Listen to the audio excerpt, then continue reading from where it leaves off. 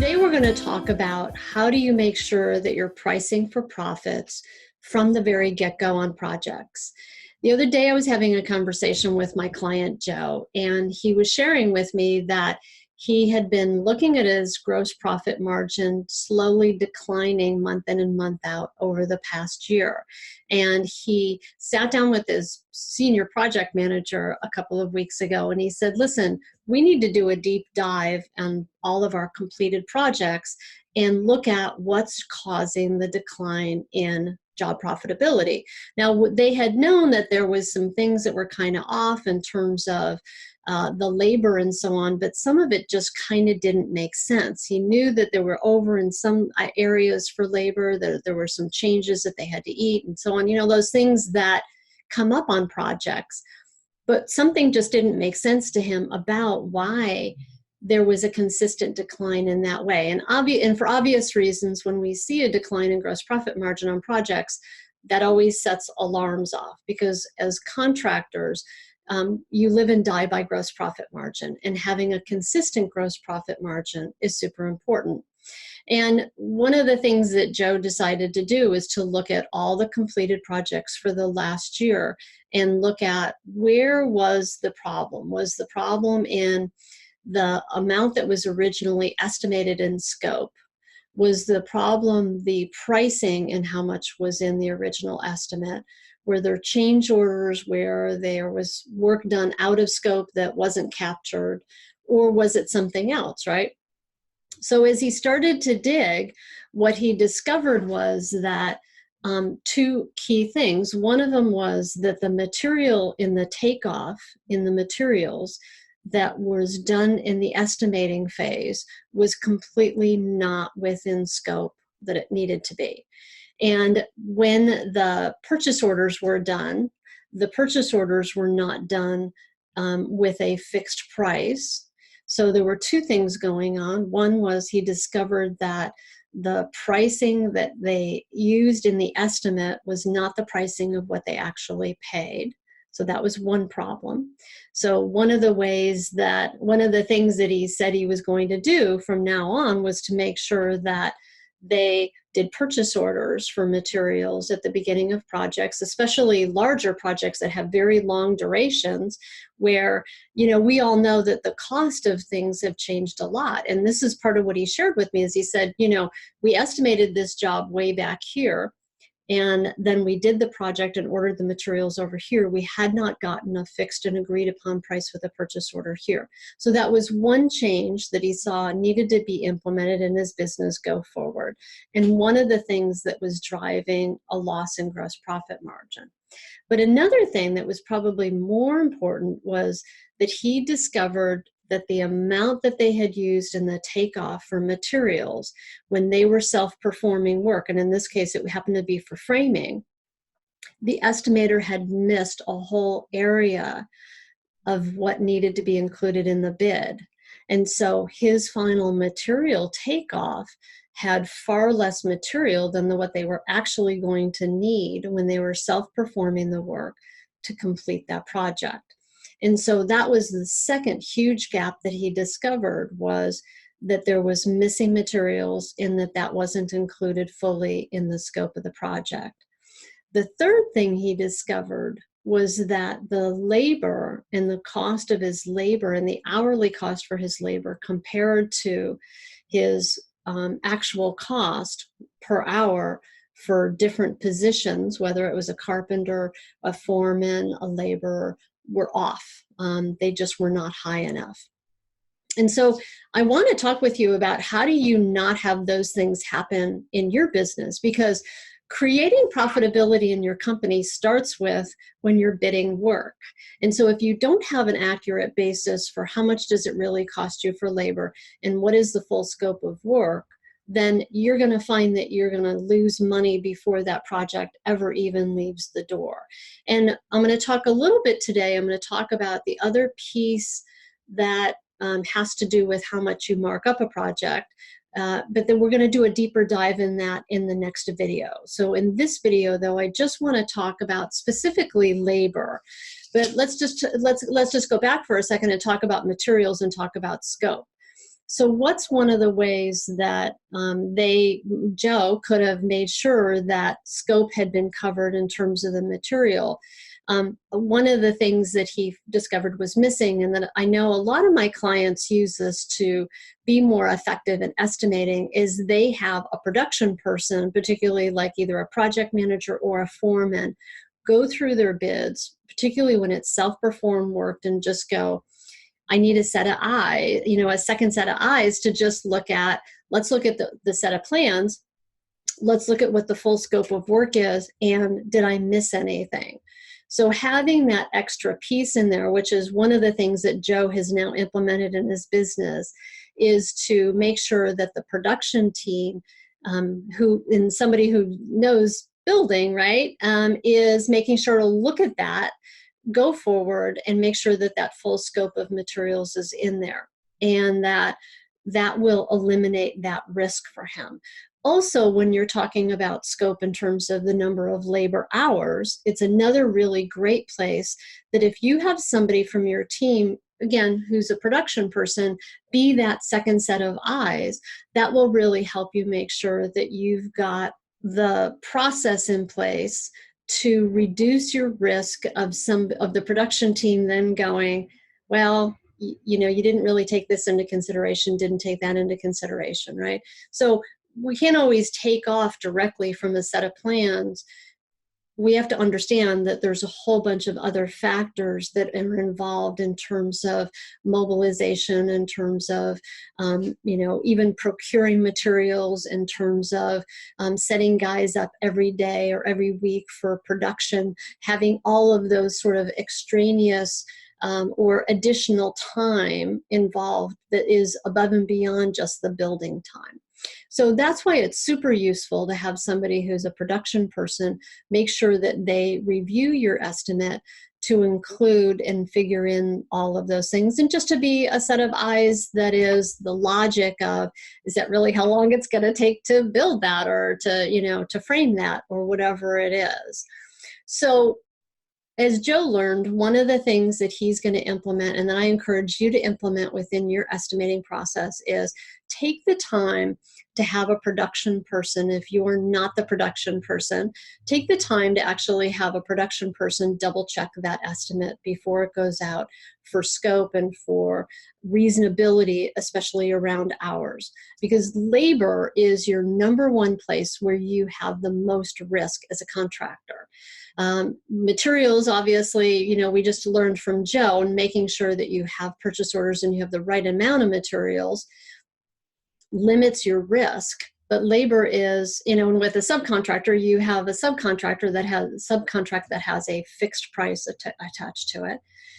But when it comes to labor, we know that you estimate that it's going to take a certain number of hours, and then you hope that your process manages them to that number of hours.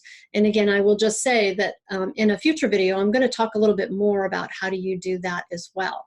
But I want to focus just on this one piece of, how do you make sure when you're estimating that you have captured what it's really going to cost you to have that person working for you? And a lot of times what I've seen is that contractors are not completely clear about what their full burden cost is for an employee, or that when they're bidding, they actually bid based on what they think the market will bear for an employee per hour, and they don't actually know what that person is costing them per hour. And the problem with that is that you've just then increased the likelihood that you're, not only do you have the risk of people not staying to the number of hours that you estimate a project to be completed within, but you also now have the risk of, you don't really know your numbers, and you're not really clear about what your real cost is. And in a time when, it's an interesting, last year when I was talking with a headhunter about the cost of labor, she shared with me that in the last couple of years, the cost of an employee has gone up 20%. And that's staggering when you think about it. And if you're not building that into your pricing when you're bidding work, then you're just leaving dollars on the table, and those additional costs are coming right out of your bottom line if you're not adjusting how you're bidding. So being super clear about what your cost is for an employee is really important, because then you want to mark up for overhead and profit on top of that. So rather than look at it from, well, here's how much I'm going to bill per hour, I encourage you to look at it a bit differently and start from what is my base cost and then mark it up. So let's talk about what are some of the elements that go into an hourly cost for an employee. You've got your gross wages, right? That's pretty obvious. And then you have employer taxes. That's things like FICA, Medicare, Social Security, state unemployment. If you have, like in San Francisco, there's San Francisco city taxes where we are, and sometimes there's other local taxes. It's anywhere from 7.65%, which is the minimum for FICA and Medicare, to I've seen it all the way up to 11%, depending on where you are in the country and what your tax rates are. So making sure that you've got your base gross wages and then employer taxes added to that. And then there is your workers' comp. And depending on what your pay is for your employee, you have higher or lower workers' comp rates for them. So you have to add that. And then you have things like benefits for health insurance, 401k, any other benefits. I see a lot these days that a lot of employers, in an attempt to be more competitive in the marketplace, are offering higher benefits for health insurance, 401k, retirement, profit sharing, that kind of thing. So you want to make sure that you add that to your cost as well.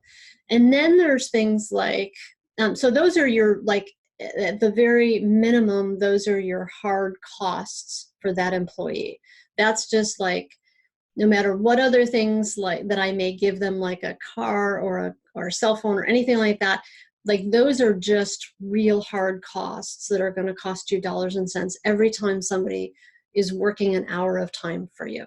So I recommend that you make sure that you're super clear about what that markup, what that base cost is.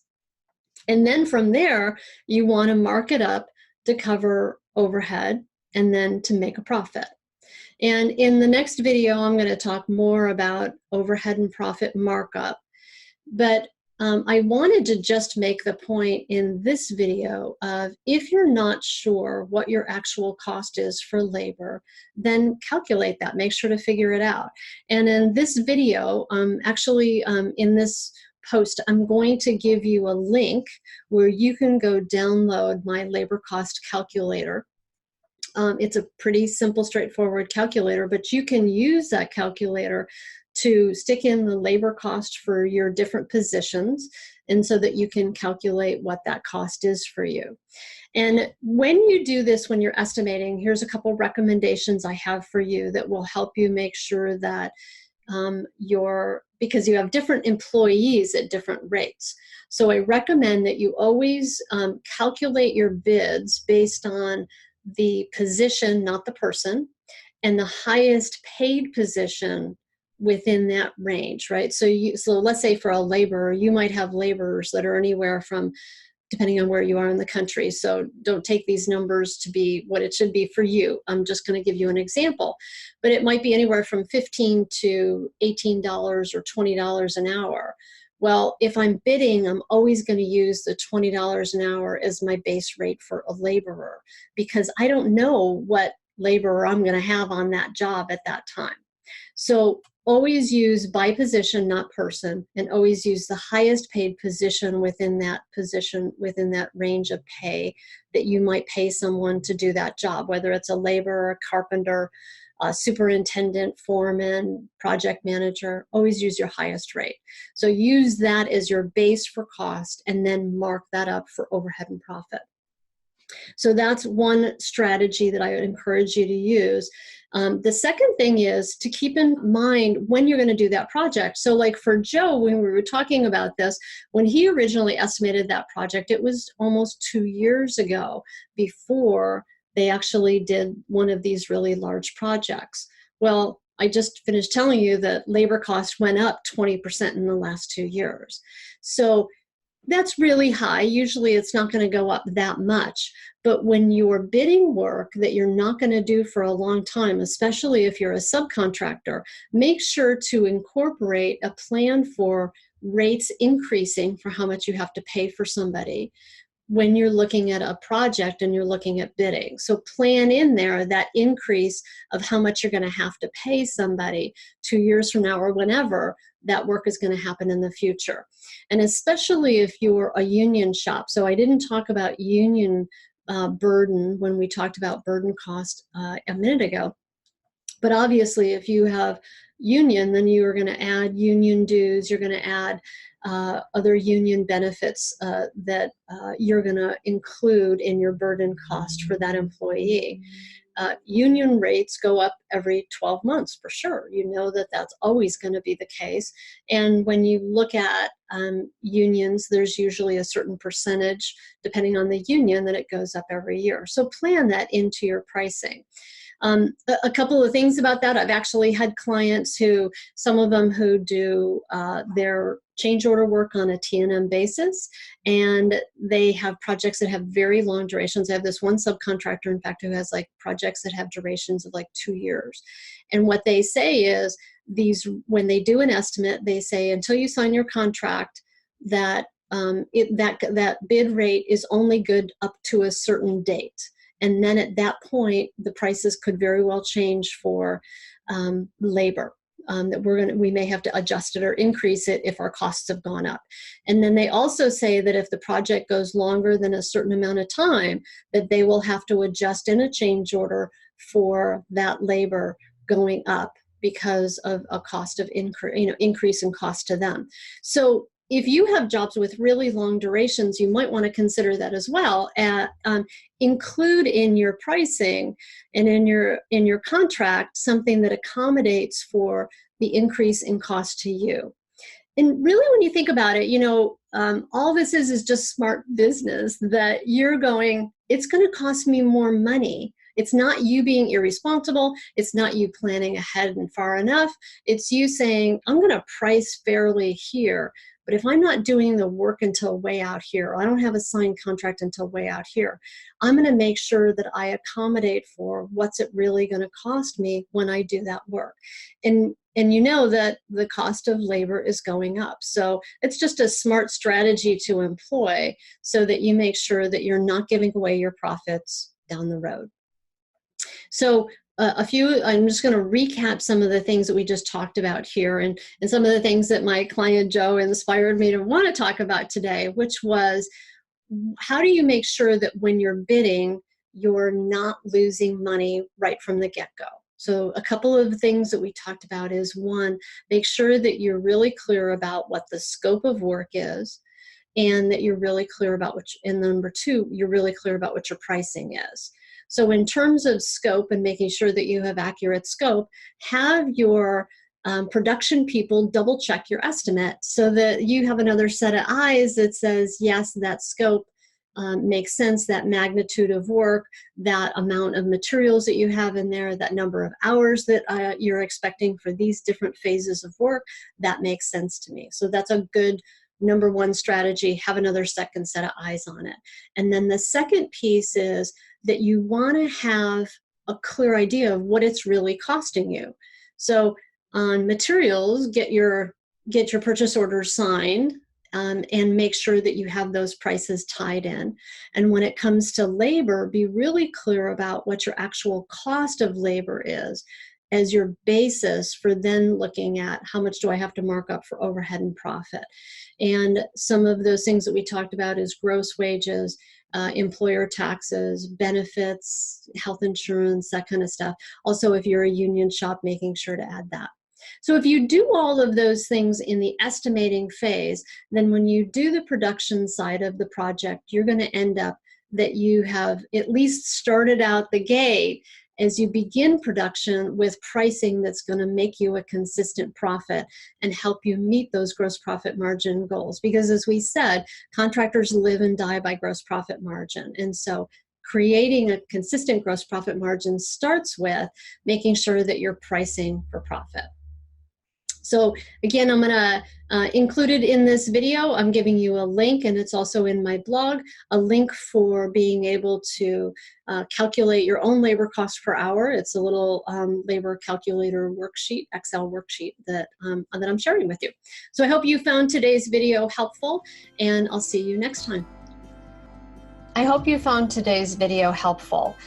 If you're ready to take your next step in your leadership journey and to build a great contracting business, I encourage you to check out my book, The Profit Bleed. And for a limited time, you can get my book for free. And you simply need to go to theprofitbleed.com/free. Thanks again for joining me for today, and I look forward to seeing you next time on The Profit Builder.